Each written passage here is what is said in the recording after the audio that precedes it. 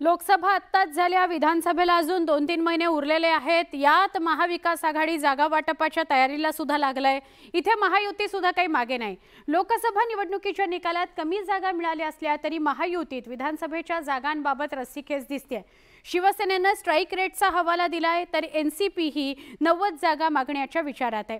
त्यामुळे महायुतीतही जागा वाटपाचा फॉर्म्युला काय असणार अशी चर्चा आहे।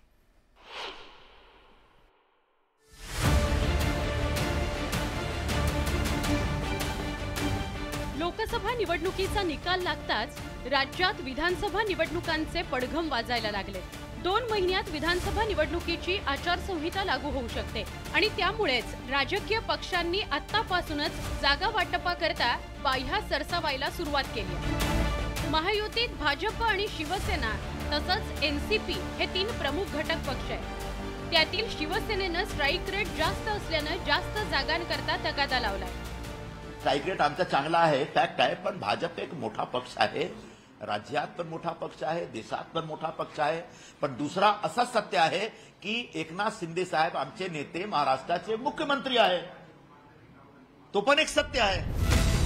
स्ट्राइक रेट जास्त असला तरी भाजप मोठा भाऊ असल्याची सामंजस्याची भूमिका शिवसेनेने घेतली आहे। लोकसभा निवडणुकीत कुणी किती जागा लढवल्या होत्या ते आता पाहूया।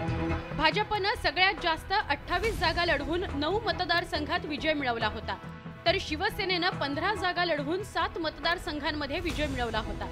एनसीपीच्या वाट्याला 5 जागा आल्या होत्या, त्यापैकी 4 जागा लढवून एका जागेवर एनसीपीला विजय मिळवता आला, तर एनसीपीने 1 जागा महादेव जानकरांकरता सोडली होती।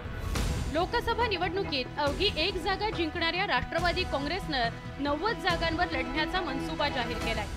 जास्तीत जास्त जागा कशी आम्हाला मिळवता येईल हे आमची प्राथमिक तयारी राहील आणि 3 पक्षामध्ये जवळपास म्हणजे कसा ॲडजस्टमेंट चांगला होऊ शकते, म्हणजे त्याचा मी अर्थ हे म्हणत नाही की 57 होती, पण किमान जसं भुजबळ साहेबांनी परवा सांगितलं 85-90 जागाची तयारी आमची मागायची आहे।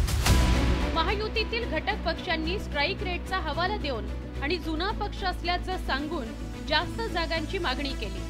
त्यामुळे महायुतीतील मोठा भाऊ असलेल्या भाजपच्या प्रतिक्रियेकडे सगळ्यांचं लक्ष लागलं होतं।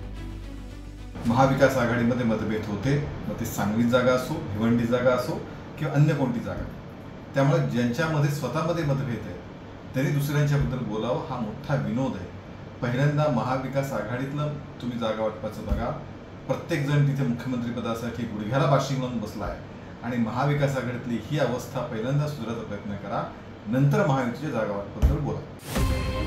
राज्यात सध्या भाजपचे 105 आमदार आणि 9 खासदार आहेत, त्यामुळे मोठा भाऊ असलेला भाजप सर्वाधिक जागा लढवणार हे स्पष्ट आहे।